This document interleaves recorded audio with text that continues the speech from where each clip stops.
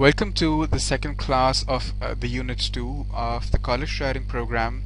In this section, we'll be looking at how you'll actually end up writing your Unit 2 essay, which is an academic essay. We have two concepts called challenging your reading and summary versus response. We'll look at what those are, and we also have an in-class discussion and an assignment. So the process of writing the academic essay, Unit 2 essay, is something like this in a brief outline. You would first read the assigned essay, which is Regarding the Pain of Others by Susan Sontag.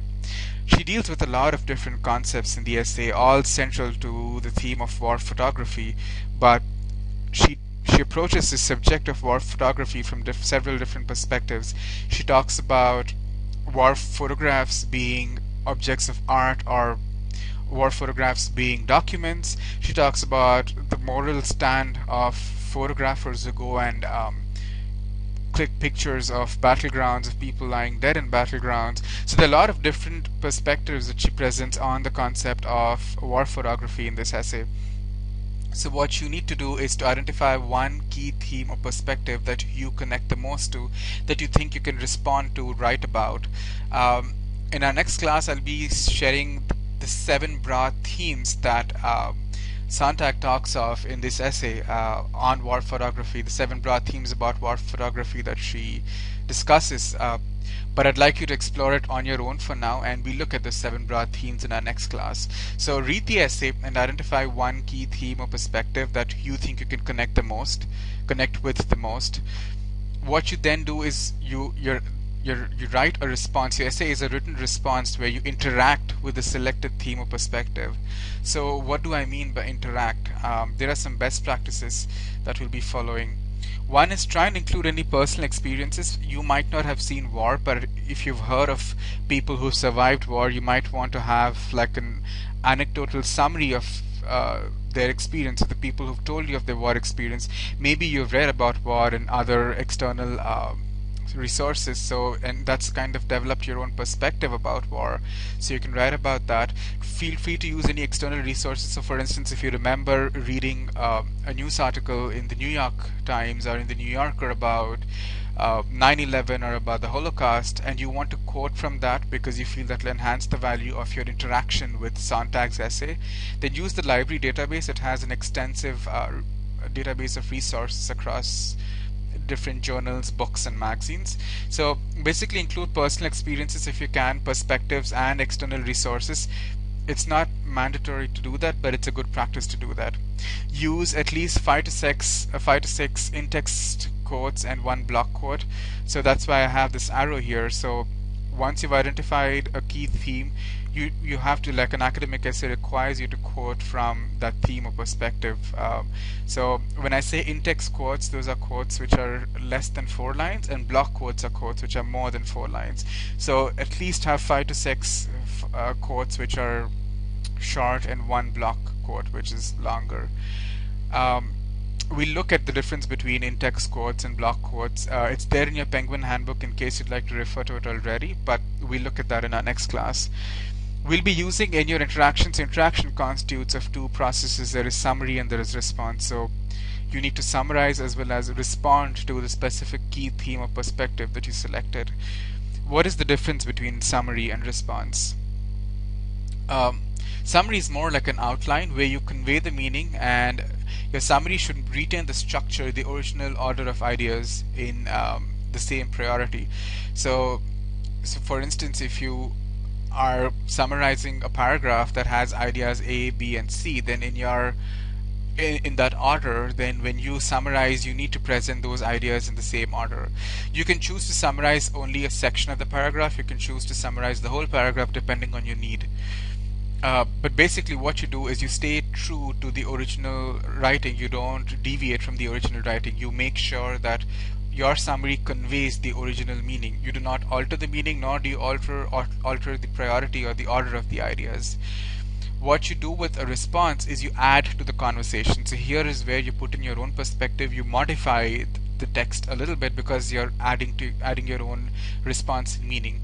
So when you respond, you're drawing inferences. If you're saying the author has statement A and statement B next to each other, what she's implying by putting these two statements together is this. So you're drawing your own inferences, and you can also react to the text. So for instance, if she says war photographies or war photographs are forms of art, you can respond to that if you have a strong response saying, in my opinion, war photography is art because of these reasons, or war photography is not art because of these reasons, and I have come to this conclusion because of so and so experience, or because I've read something.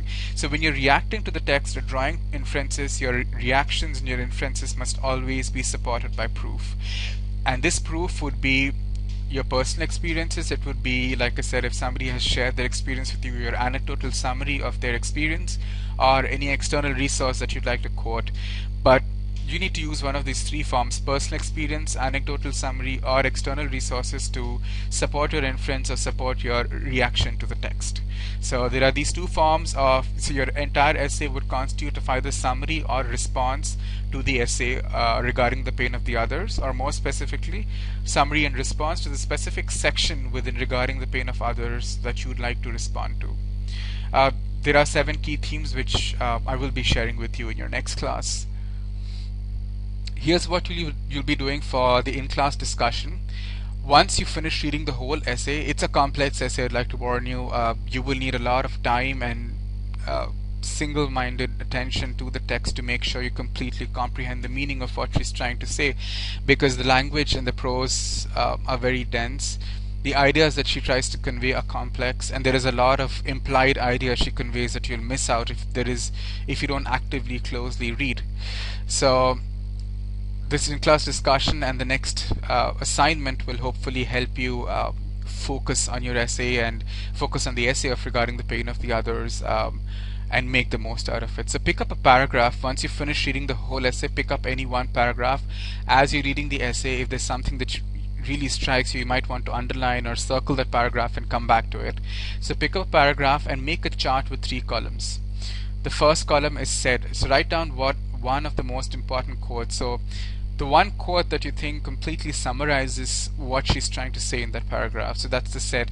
The one quote that you think stands for what the author is trying to say in that paragraph. So write that down, quote that one sentence in your first column under the column said. Under the column implied, explain what the implied meaning is. So in a way you summarize or you say what the meaning is. So you're quoting and then you're giving a summary under the implied meaning.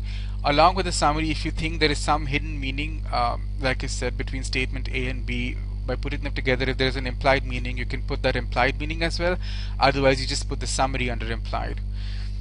And the third column, called response, you answer questions like, what do you think is the author's primary idea?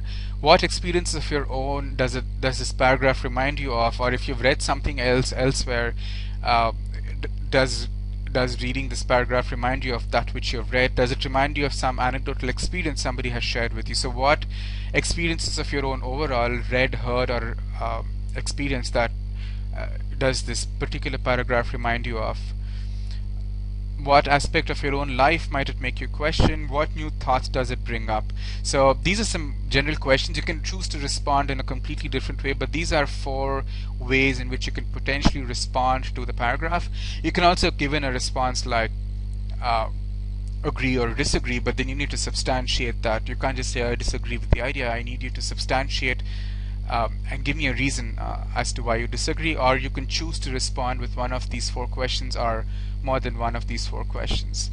So it's 3 columns. Said is where you quote, implied is where you sort of summarize and give any implied meanings, and response is where you respond either by drawing inferences or reacting to the text in one of these ways. Upload this in the discussion section under week 4. Under week 4 you have a discussion marked week 4 class 1 discussion, so upload your discussion there. And this is the assignment. One is read regarding the pain of the others. I've uploaded the document called Regarding the Pain of the Others in week 4. It's a collection of a lot of essays, so please read only pages 59 to 74. We'll be reading only essay number 5. It's got 11 essays, but we'll be reading only one essay, which is essay number 5. So read page 59 to 74, essay number 5. It's very important that you read only that one essay, otherwise you'll be spending your whole week reading 103 pages. once you do that, you do an outline. So this is the most complex essay across complex assignment across the whole college writing program, but it's going to really help you make the most out of this essay. So here's what you do in column A, right? So read the whole essay, go back to the first paragraph, write a summary of the paragraph, and go to step 2. Or write summaries of each of the paragraphs and then go to step 2. There are about 29 or 30 paragraphs, so write a summary of each paragraph in column A. In column B, write an analysis. What is the meaning of the paragraph, both the said and the implied? And then you also write connection. What is the connection between one paragraph and the next? Does the next paragraph continue an existing idea? Does it extend your thinking? Does it add a new element? Does it introduce a new theme? So what is the connection between the current paragraph and the previous paragraph? So once you finish column A and B, then item number 3 is completely different. So column A, column B, column A would constitute the summary, column B would constitute the analysis of the paragraph you've summarized, of each paragraph you've summarized, and also the connection between one paragraph and the next. Item number 3 is where because your audience is expected to be an academic audience, and the purpose of the text is to talk about war photography. So why do you think the author started with the information that she started with? Why do you think the essay follows a specific order? And what type of examples does the author use most frequently, and how do they aid her purpose?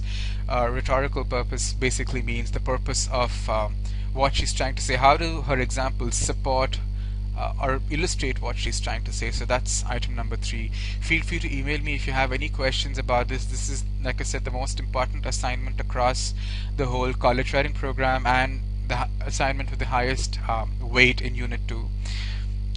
You can upload this in the assignment under Week 4 called Week 4 Class 1 assignment. The expectation is number 3, which is this part should be at least 1 or 2 paragraphs.